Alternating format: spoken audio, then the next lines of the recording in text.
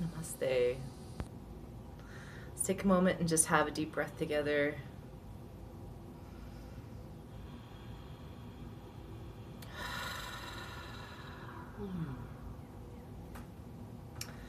My name's Preeti, and I'm here with my beautiful friend Deborah. And we're coming to you today because we want to share a subject on oneness and the wholeness of that subject. And you and I have had some really beautiful conversations about this, and we felt that sharing it with you would be of value. Mm-hmm. So when I personally think about oneness, I think of that symbol of Om. Okay. And that Om symbol is a sound, is a universal sound of what creation is. And so when I step back and really think about, okay, Om, like how does that truly interconnect into the world? And when I start to look at different religions and different deities or different sound vibrations within their names, like for example, Buddha, Mm-hmm, right? Mm-hmm. You think of like Allah, right? Right. Ra, Jesus. It's all that Om symbol, that resonant sound ends up in all of that. All of those backgrounds, and it doesn't really matter what religion, what culture, what you believe, that spiritual sound is in all of it. Mm-hmm. So really, it's a connection to source from just those religions, those cultural beliefs. So for me, I recognize the oneness within all of it. So my personal self, I don't choose particularly one, but if you choose one, that's wonderful. Whatever works. Right. It's there. The connection to the spirit is there. That sound, that vibrational sound, because the universe is just sound and vibration Mm-hmm. and color, and Energy. This is energy. So when we can understand that, oh, this is just vibration, Mm-hmm. then you have that connection. Mm-hmm. So that's why I find it so beautiful to see the oneness and that unity between them all. Can I ask you a question about that? Some people say Om, Yeah. and some people say Om. What's Yeah. the difference? Well, the word is Om, but to actually pronounce it is Om. So when you're actually taking that deep breath in and you start to sound out that sound, it hits that point where it sounds like Om,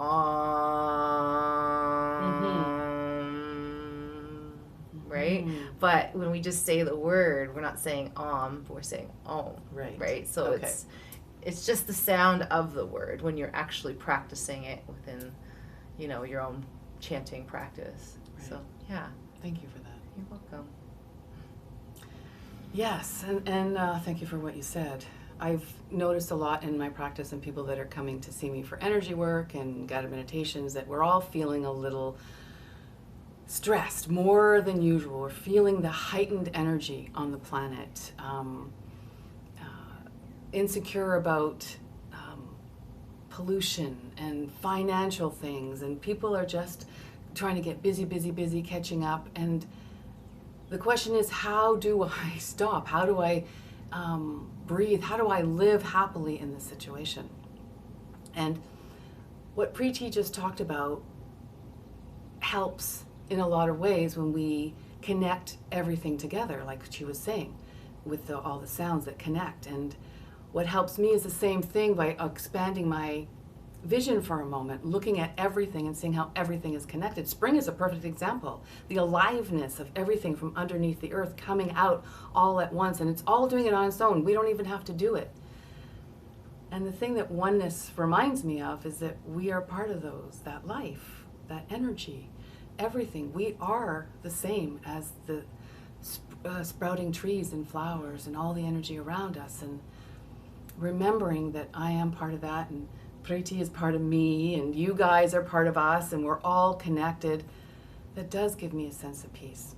It doesn't solve my problems, but it gives me that sense of connectedness, oneness, unity, consciousness, whatever you want to call it. It makes me feel calmer inside. And then, because we are energetic beings, this calmness inside expands my energy instead of makes me feel small, where I have no choices and I can't get out of this hole. Remembering the oneness, the unity consciousness, brings me back to that center. And I can walk into my life from a higher space. Yeah, that's beautiful. Thanks. It reminds me of this acronym that was taught to me by a Hindu fellow, and the word God, God, generator, operator, destroyer. And I remember thinking about that too, and it brings me back to your conversation about everything in nature is just happening. Like, it's just happening, which is so cool because, like, the tree needs to generate. So something came along, like a bee came along and pollinated, and now there's this beautiful tree and flower and, like, you know, and it's just happening, that connection already. And it's like the rain and the sun is growing all those beautiful flowers and trees and plant life, and it's happening. And then, you know, through the seasons, yeah, it changes, and at some point fall will come, winter will come, or regardless, that at some point it will decay. And so it goes through that destroyer space. So it's generating and it's operating and it's destroying and it's cycling again and again and again. So it's beautiful. It's just a spiral effect that's happening, and that it's natural. Like, that's a natural part of how the energy flows. So, and the word magical comes to mind too when you describe it that way. And all the things that are going underground that we can't see. We can see each other with our eyes, we can see our bodies, but we can't see what's really going on inside. But we know something's going on inside, you know. And just when we are feeling heaviness in our world and we're forgetting all this stuff that we're talking about, a simple thing is remembering that when it's cloudy, the sun is still there. It's always there. So that remembering, that reminding us with a deep breath, yes, brings us back to that unity consciousness, that oneness.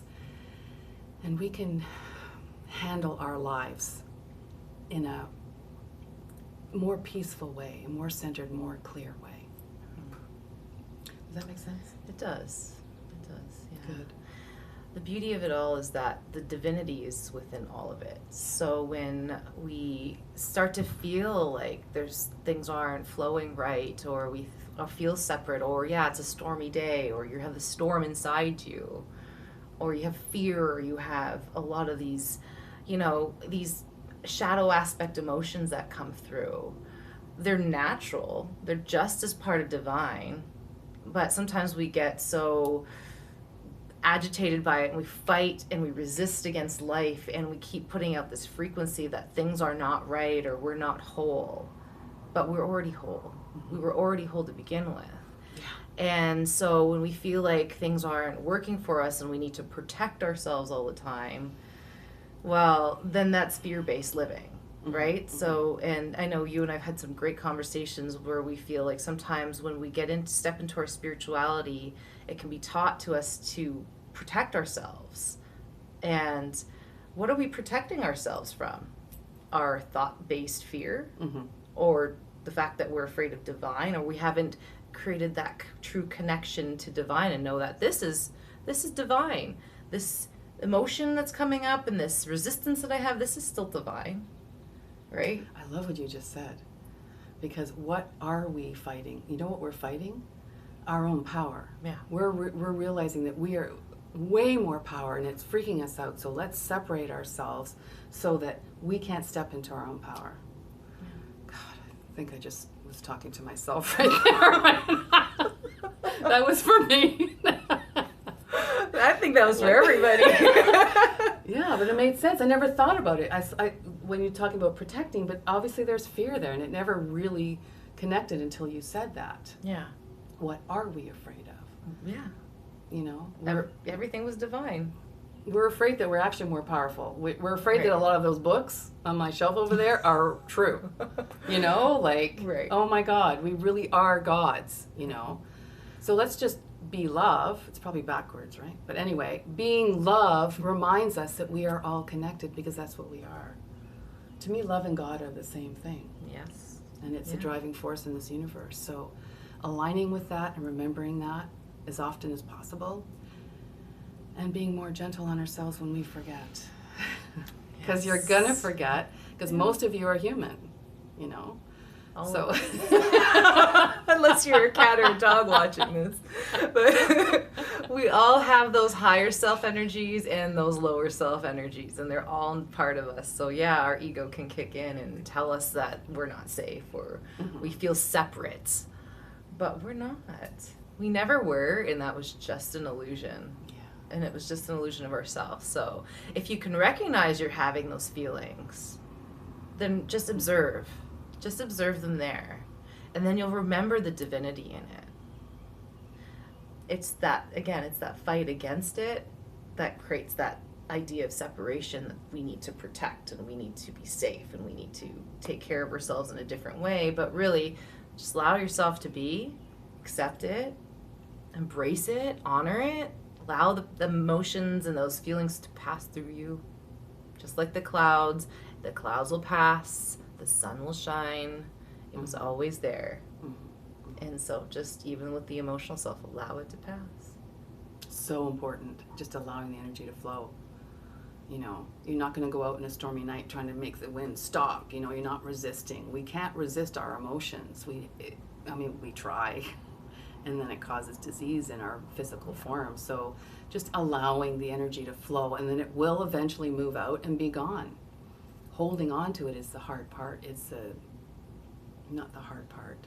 It is hard. I mean, it's very hard. Try holding your breath for a really long time. It is hard. True. And yet we do it anyway. You know what I mean? We should shallowly breathe, It's actually easier to let the emotions flow. It when is. you get used to it. You know, it's easier just and it's not that scary.